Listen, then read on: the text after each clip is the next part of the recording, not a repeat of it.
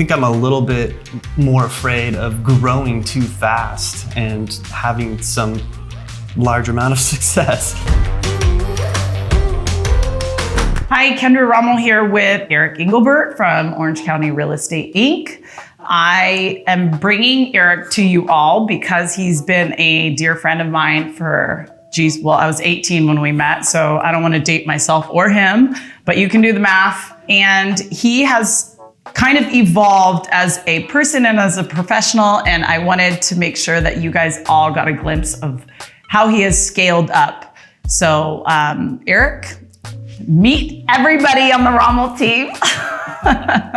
Well, thanks for that introduction. So talk to us about Orange County Real Estate Inc. All right, Orange County Real Estate Inc. officially opened in 2018, January, just as a traditional real estate brokerage servicing Orange County and the surrounding cities. Got my real estate license in 1996 and my broker's 98, and my broker's license in 2003. So have a long history of real estate. When we met was the start of my career, and probably yours as well, in real estate. And actually my hiatus didn't happen for a few years later, but in lending, and after I got my broker's license, I tried to start a mortgage company. I think I tried actually twice. I was pretty good at originating mortgages and making money, but I didn't really understand how to build a business and build something that was gonna last, like with infrastructure and technology. Not that there was a bunch of technology back then, but still, I didn't really understand that part of building a business. And so that just led me to be a little frustrated, Yeah, so I took a little bit of a hiatus to try and pursue another interest, which was professional golf. How'd that go? That was filled with lots of failure, like golf usually is, which was good. It taught me a lot of good things that I can bring to my business. But right. There's a lot of positive things that came from it too, and success. Just being able to travel the world and play in tournaments all over the world was awesome. Well, that actually is why I wanted to bring it up. So golf, just like any sport, brings a facet that we can parlay into our professional careers, obviously. And you mentioned it, it's failure, right? It doesn't feel good going through it. And it challenges us to either put our head down and sulk about it or kind of push through. So how has those failures directly impacted how you approach business now and how you intend to attack your own personal and professional goals going forward? Well, the first thing is, people ask if you're afraid of failure. Yeah. And for me, I've had so much failure in my life that I'm not afraid of it. I just get knocked down and pick myself up and keep moving forward. Yeah. I think honestly, I'm more afraid of success, because with success, it comes so much responsibility, not just to your team, but your family and your friends. And then, you lose time. Yeah. You lose time with all that other stuff around you. So I think I'm a little bit more afraid of growing too fast and having some large amount of success. That part scares me. That's an actual real thing, actually, though. I mean, I talk to my mentors about that quite often, about some people hate to lose and some people like to win more. And depending on what side of the spectrum you're on, there is a self-talk that comes with that. And that's kind of what you're saying. We create these inhibitors. So knowing that about yourself, how do you intend to scale? Because you are only one person and your time is valuable. So how do you intend to scale Orange County Real Estate Inc.? Well, we opened as a traditional brokerage, which is, you have a broker and you have other agents doing deals, and they call themselves teams these days. Now there's these real estate super teams. Mm-hmm. But in my eye, I don't believe that they're teams, because they're really all these individual agents trying to get commissions for themselves, not necessarily the whole team. Right. I don't want to scale into that traditional brokerage, and I don't think that's the place or the direction that real estate is heading as a whole anyways. I think the industry's changing a lot every day. So I'm going to scale slowly, first of all. I'm going to scale slowly, but the one thing that has to happen for me to be able to be part of that change and to be relevant during that change. And one of the biggest changes is going to be fee structure. There's just way too many fees on these property, on every transaction, and that's going to change. That needs to change for the consumer. Right. And when that does, these traditional brokerages aren't going to be able to sustain. People can't, right now in Orange County, the median home price is $700,000 $80,000. Right. This is a pretty big number. So we have people and agents doing 1 or 2 deals a year, and that's enough for their household. And I don't know if they're doing good service or not, but I just feel like it's probably not as efficient as it could be. Efficiencies, that's a big word. So how is Orange County Real Estate Inc. more efficient than the next brokerage? I'm not saying we're more efficient at this moment, but our goal is to become more efficient. Our goal is to always have the consumer at the forefront of our thoughts too, and then have more transparency during the transaction and have ultimately less fees. In business, or when people are approaching me about business, we can market anything, right? Like we can tell our viewers anything, and as long as we stand by that, there's integrity to that if they believe us, right? If they believe our words. So how do you intend to back up or support what you're telling your client base? So you're saying that's not where we are today, but my goal is. So do you have a roadmap to your goals? Yeah, I mean, there's definitely a roadmap, and it's a long road and it's a long road map, Right. The roadmap changes nearly every day too. I mean, if you look at the last 10 years, in 2010, in the real estate tech space, there was about $30 million invested in real estate tech. Right. 2020, it's now almost $4 billion. The difference between those two numbers is just astronomical. So with all that technology, there's been so much change. Mm-hmm. The problem with all that money and technology is that those people don't want fees to go down, because we can't afford to pay for all this technology when fees are cut by 2/3, which is what Redfin is trying to do, by the way. And I'm not making this stuff up. And one of my motivating factors for starting a brokerage was Redfin and Glenn Kelman.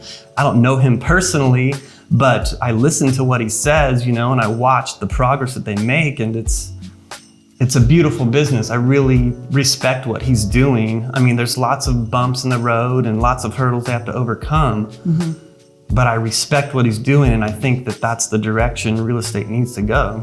And so to dumb it down for any person listening, not to belittle any one person, but obviously you and I can sit here and talk real estate and have kind of a higher level of understanding in that we've been in it, right? So for somebody who's just tuning in on a one click or whatever, what specifically are you talking about? Are you talking about moving the listing of properties and buying of properties to a online, more streamlined process of which there's less fees and less responsibility on the agent? No. Okay, so specify. That's part of it. I mean, part of it, you will be able to buy online. I mean, I think you can do that now. All the big companies do that. Open Door. I mean, most of that $4 billion is like Open Door. They've invested and they've had venture capital money come in. So they're huge, where they can instantly buy a house or instantly give people an offer to buy their house. Right. And remarket. Yes. So yeah, I mean, we want to do that too for consumers who want that. I don't think ultimately that's what they want, and ultimately that's not what we want. We don't want to take less responsibility off of us or the agents. We're the professionals. We need to take all the responsibility. Right. If something goes wrong, we want to be able to get in there, take 100% of the responsibility, and be a part of the transaction. What I'm talking about is just making sure the consumer is comfortable with it. Right now in a transaction, there's 500 pieces of paper that are shuffled through and around, and there's different entities between title and escrow and lender, and then transaction coordinators, and they're all in these different spots. And it's like efficiency is a little bit of a problem. Mm-hmm. Transparency is a problem as well. I just want to kind of hem some of that stuff up. And transparency, most importantly, I want the consumer to be extremely comfortable with what's happening during the transaction and know what every fee means and where it goes and why is it there. So you think the answer is technology, like a online platform of which the client has 100% transparency at all times? I think the answer, I don't know what the answer is. Actually, I don't know what the answer is. When I say, do you think, that is not to put you on the spot, for Orange County Real Estate Inc., do you feel like that is the proper direction, that you create or have access for all your clients or partnerships to have an online platform of which they can manage their transactions specifically, whether it's username and password, protected, whatever the makeup is, right? I mean, I can't speak technology. I am not in technology. So if it's that direction, is that the answer? Is that the differentiator for Orange County Real Estate Inc.? No, I mean, I'm sorry. No, don't say sorry. I'm trying to figure this out, right? Like, because I hear you speaking that way. And honestly, for finance, it's very much like that, right? It's very much like fintech, people spending millions into developing a platform or software that can create this streamlined system for not just internal customers, but external customers, of which, like you said, transparency is there, access to knowledge, resources is there, and there are companies that swear by, this is the future, this is the way. And if you're not in that space, then you're kind of dead in this space. I'm hearing you reference companies that are very big on, and their main source of business is technology. So the problem is that, or the other issue is that people buying a home is a very emotional thing. And it's also, there's just so much emotion tied to buying a home, buying your first home, you bought your first home, and like how that made you feel. Like, I don't want to take any of that stuff away by just sit on your computer and type in all the stuff, right? I want to hold my client's hand. Like, I want to hug them when they sign on the bottom line. Like, I don't want to take any of that emotion away, and technology does that for sure. Yeah. I want to be able to do everything with technology, yes, but at the same time, I want to still have that boutique feel where I can hug all of my clients. Yeah, and I want to have a place to work that's like that too. That was what I was talking about, these big super teams where I don't feel like they really are a team, because I don't feel like they have the actual same goal. Like, they all have the same goal. They all have their individual goals versus a team. They all have the same goal. Like Redfin, I think they pay their employees a salary. So everyone works together to do the same thing. I mean, you could have 10 different people touching one client during the process.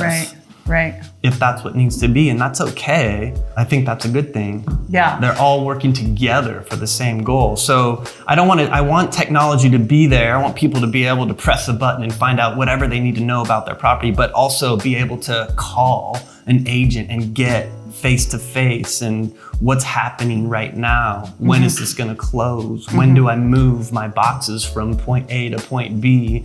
When do I get to sleep in my new house with all these emotions? And I wanna make sure that it's still a people-person transaction for sure. Yep, agreed. And again, the real problem, which a lot of this tech stuff is not trying to solve, is the amount of money that consumers are losing in these transactions.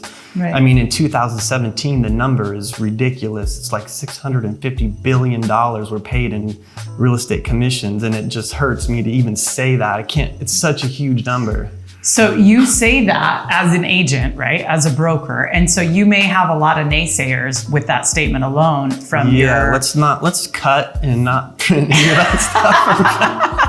I mean, if you want to go down that road, we will, but I mean, truly, that would be like discrediting yourself from your time equals money, right? Like, so I know sitting here, I would say to you, there is a base or a competitive rate of which we lend money. And I am a firm believer in, we don't need to chase a market down. I also am a consumer. So I say that, like, I'm not trying to shoot myself in the foot either direction, right? Just much like you. But I think that you can be competitive, and value is associated with how a person feels and how that person is treated. And you hit it on the head. Like, and we talked about this earlier with some of our teammates, that no matter how robust our technology is and how futuristic we become as a society, we are all born into needing that human component. I think we're a long way from being 100% AI. That's me personally. I don't really want to go on that tangent, but I think it's important, to your point, that we streamline things, we stay relevant and or ahead of the curve as business owners, and yet keep in mind that everybody wants a partner, a friend, you know, to know that they're in good hands and that they don't have to be an expert on everything that they do in this life, because we all value our time with our friends and our family, you know? Do you have a set of core values at Orange County Real Estate Inc.? Yeah, for sure. I mean, one of the biggest thing is just putting the consumer first, always. Like, always putting the consumer first, like looking them in the eyes and being there and listening to them. I think that's the most important thing. And it seems to me that at times that step is missed. Right. In this fast-paced world, in this tech world that we live in, that's missed. And that human connection is really important, especially when you're buying your first home. Like, that's just such a huge step in a person's life, with, whether it's their family or whatever. So consumer first, for sure. Let's create a transparent transaction for the consumer. Let's make it as efficient as possible.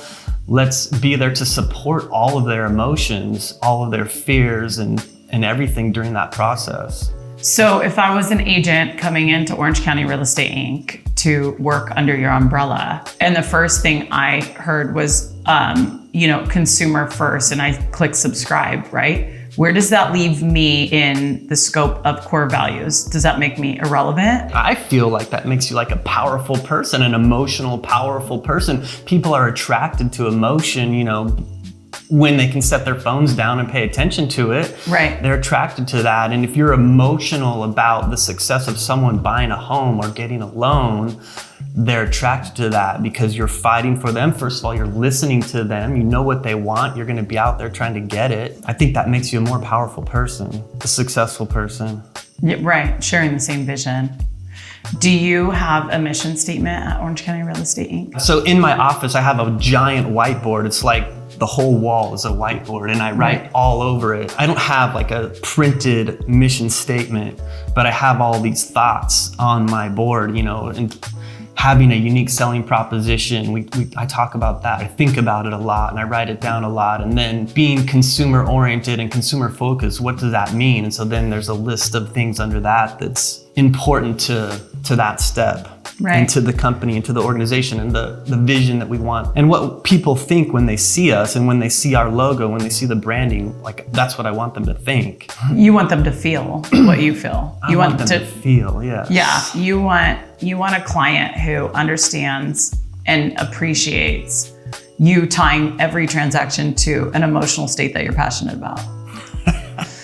Okay. I mean, that's crazy long, but I mean, true. But it's true, and I think it's not every client. Like that's the one thing. Like there's so many different types of people. I mean, I work with investors, right? They don't have any emotion at all. Like, what are the numbers?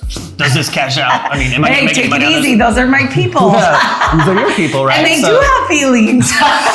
Turns out, good news, all you guys have feelings. It's more about cracking champagne when they get a successful deal, I mean, deals with margin, let's be real. No, it is a very different sale, obviously, but I think we see who you are, Eric, and this is one thing that I completely love about you. You pick the things that you're passionate about throughout the course of our friendship, and you don't just click subscribe, you're fully vested in whatever you're so passionate about. And he's willing to take bullets for whatever that passion is. So if there's one thing that you could tell everyone about you, whether they're looking at you to, list their home, represent them in a buy or a purchase transaction, what do you want them to know about you? Well, one thing is every client that I work with, it's an emotional journey for me. Like, I know it sounds weird. He's not gonna cry, I promise. I don't put that on the table and I don't display that, but inside, like I just wanna achieve their goals for them and do what they're expecting me to do. Like selling a house can be difficult, especially luxury homes. I broke into the luxury home market recently, and last year, at the end of last year, homes priced over $4 million were sitting on the market for 2 years. Right. That's ridiculous. Right. If I was a listing agent, after 2 years doing everything I could do, spending all that money, I mean, I would be crying. It's just like the buyers there expecting you to be able to sell a house. It's tough. And I mean, it's just tough. That's actually a funny point, and I'm always wondering this. Like, why as an owner would I retain a listing agent that can't sell my house?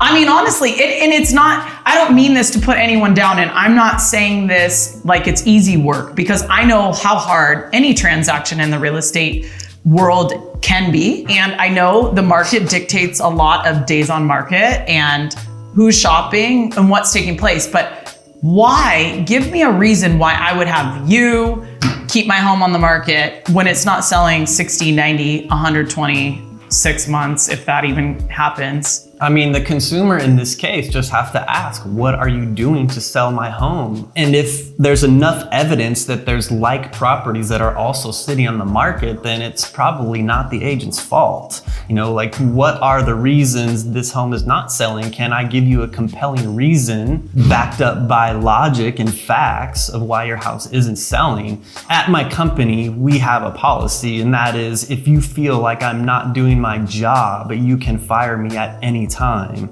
I definitely don't want somebody to be tied into me from a contract. I just don't want that. Mm-hmm. If they don't think I'm doing my job, please tell me what I need to do in your eyes and we can discuss it, or fire me just if I can't do that, or if you don't think I'm capable, I will walk. I mean, that's good to know, because a lot of people feel handcuffed to contracts. I think some people need to feel handcuffed to contracts, to be just candid, right? Because there is a sales cycle, and there are some people that believe that their home is worth more despite encouragement to list at a different price. So everything sells at a price, right? Everybody needs a place to live. So the question sometimes becomes price, and whether or not a person is able to take that price as a seller and or purchase property for a specific price, right? I mean, I think that's good to know, though, that as a consumer, you can feel equally as empowered if there is a mutual respect and partnership with the people we choose to do business with, right? So back to your question, though, is like, I would say to that consumer, what have you done? It's pretty simple. Show me, and like, that's one thing that we like to do, is open up our laptops and show you everything that we've done using technology, because we do embrace all that technology for sure. We want to use it. So I'll open up my laptops and show you everything that I've done, from personal marketing campaigns to capturing potential leads, who have inquired, whether they just inquired online or through another marketing avenue. Mm-hmm. That's important to be able to show you why, because if you can't do that, then it looks like you just put the house on the MLS and stuck a sign in the ground. Like, what else have you really done? And that's actually gone a long way too. I mean, putting your house on the MLS has done a lot of things. Like, it gets to Zillow, it gets to Redfin, it gets to all these other portals. So, I mean, it's public notice, right? It's public notice, but that's not, I wouldn't say that that's a differentiator, right? Any license. Everybody can do that. Right, but I'm just saying there's a lot of value in that first step. Well, clearly, but there's a lot of value, right, in a person deciding whether or not they want to list their home and then choosing that partnership. I think, like, at least with me talking to my sphere of, or my network, is bringing to the table why I feel my network is powerful for them, right, to utilize, if it is powerful for them to utilize. So I know I'm questioned every day why they would choose me over, my competitors. And I think the answer sometimes could be, I'm not your best choice, right? Whether it's because we don't speak the same language from a core value perspective, or I don't feel like I'll ever fulfill their expectation. For me, I'm okay saying no to business. So how do you feel about saying no to a potential partnership? Or are you really just like, hey, let's give it a try and figure out where this goes? I mean, speed dater. I don't like to say no, because my personality is like, I feel like I can help everyone, like when I do my personality test to try and find out who I really am, like I'm always rated high as a coach, you know? So like, I want to be able to help people and coach them through the process of the transaction, you know? So it's hard for me to turn away people, but I can also read signs. I have a little bit of an emotional intelligence. So if it's not working, I'll know and step away. Do you set goals? Yeah, that's why I fail all the time. Well, that eliminates the other question. Have you failed? And what does that feel like? And how have you overcome that? So moving past that, what are your goals for 2020? More specifically, what are Orange County Real Estate Inc.'s goals for 2020? I mean, I'm not trying to scale. For me, like in 2 years, scale has just happened just by me going through the motions of my business plan and doing the things every day that you have to do, those tedious tasks, the follow-up, right? All that stuff is difficult. But if you do that, it seems like I'm just scaling just because I'm doing what I'm supposed to be doing. Right. And so that's the most important thing, and the most important goal is to have a routine, you know, and know what's important for your routine and know how to do it and just do it. So walk us through a daily routine for Eric Engelbert. It could be ugly. Listen, I have some ugly parts of my day every day. Well, I have 2 kids and they go to bed early and they get up early. So I don't even set my alarm. They get up before 6 every morning and wake me up. So that's fine. I'm up by 6. And the first thing I do is turn on my devices, get to some emails and stuff. The kids now are old enough to make their own food, so they do that. And I'll start with any emails that need to go out. But then I take a little bit of time, like nearly an hour, to spend the mornings with my kids before they go to school. And then once they're off to school, I grind away for a couple of hours. And the first thing that I always do is the follow up. So with the tech, I can see who's looking and what they're looking for. And sometimes these websites, it's hard to navigate through all of them and think people miss certain opportunities. So I'm always trying to find other opportunities that they're not seeing and then forward that to them and make sure, you know, that's a big way I communicate with clients is like, I've noticed you've looked at these 35 homes, but here's number 36, 37, and 38 that you didn't notice. And they're very similar to what you told me you want.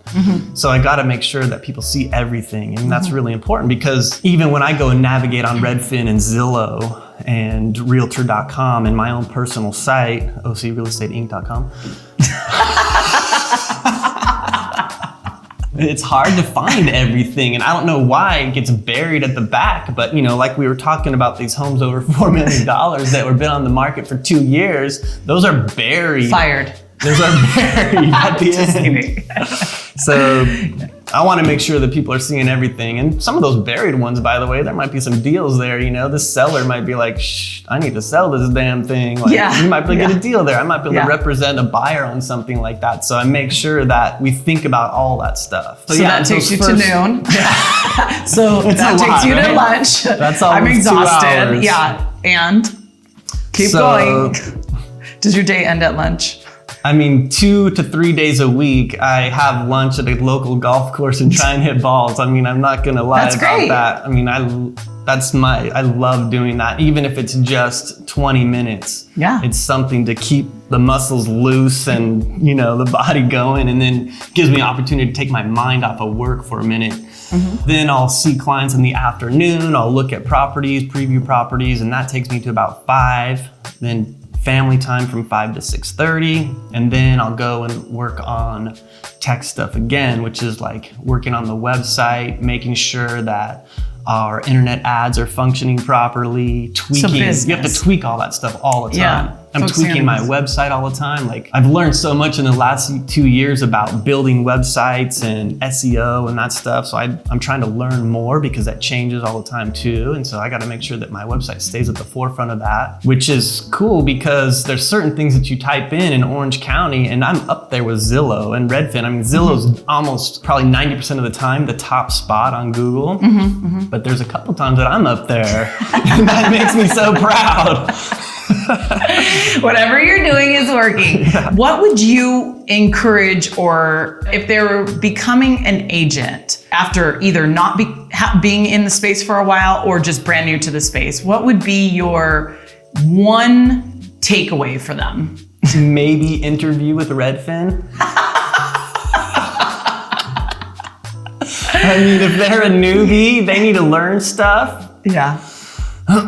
So large corporation, like probably not sign on with a private brokerage. You need to be somewhere where they're going to help you, right? And like, not Orange County Real Estate Inc. no, I mean, we help our agents. We have agents and we help them and we hold their hands and we hug, you know? Yeah. We do all of that stuff and because we want to make sure everybody's successful. Like, I want to build a company that's like the best place to work in Orange County, you know, voted by everybody. But you have to go somewhere that has the same vision as you too. Like, a lot of people in the space train agents and talk to agents about get listings, get listings, get listings. Well, there's a whole nother side to that business, you know, that they're not teaching. And you know, some people don't want to think, they're robots and they just want to do. So the takeaway here is, if you're new, really consider your first place of employment or brokerage, and possibly consider somewhere that has more available resources, which could potentially mean more capital to fund their marketing needs, to fund their technology needs, to facilitate training, proper training on both sides of the transaction, right? Before they take a leap of faith, potentially either as their own brokerage and or with a smaller firm. The traditional brokerage model is like, get as many people in here as we can, get them to pay their monthly fees to us and we'll be huge, you know? I mean, that's changing and that's going away. So if you're a new agent or you're trying to look for some place to go, you need to interview them, not have them interview you. And you need to ask them the questions like, how are you gonna make me successful? How much money are you gonna spend towards my success? And what have you already done? What does your technology stack look like? Do you have a CRM that we can use? Do you have automatic texting and drip emails? You know, what does that look like? Those are the questions you need to ask, not, you know, is it $150 a month for me to have a desk here? Well, I mean, I think that sets the tone for the relationship across the board. It says a lot of things about both sides, to be honest. But let's leave everybody with, why should they choose Orange County Real Estate Inc. over, you know, Century 21, Sotheby's, or any of these largely branded, largely recognized organizations or brokerages? Yeah, as a consumer, like selling a home or buying a home, you know, I think that you want to work with somebody that you trust and you know is an expert in the industry, but also has that emotional connection with them too. And again, like, that's a time where you're interviewing, as a consumer, you're interviewing this person for a job. And so you need to ask a few questions like, you know, how do you go about your business and what exactly do you do? And during the process, can you show me and prove that you've done everything you said? And that's like what I mentioned earlier about opening up our laptops and showing you what we've done, how much money we spent on marketing your individual property. And it's all right there. There's no, like, that's transparency. It's not lip service. Thanks, obviously. You always support me and I appreciate that so much. Thank you. You have for so long. From being a loan officer, feeding my pipeline when I was starving and eating out of my like old school change dish in my car, to present, and to even trying to be, or pushing your luck on the pro golf. I don't understand that space, but you did great and you stuck by it. And I respect you more than anything for doing that. And I hope you never give up golf, despite Orange County Real Estate Inc. being amazing. But thanks for your time, Eric. And I hope if anyone wants to get in contact with Eric Engelbert or Orange County Real Estate Inc. Eric, how do they get in touch with you? The website's easy, ocrealestateinc.com. There's phone numbers on there and email addresses. Okay. So yeah, it's easy. And Eric himself will get back in touch with you, if not one of his team members. And he would look forward to servicing all of Orange County, LA County, yeah, surrounding cities too. I mean, okay. Definitely. So it depends on what your needs are, but. Okay, thanks everybody. Thank you, and thank you, Kendra.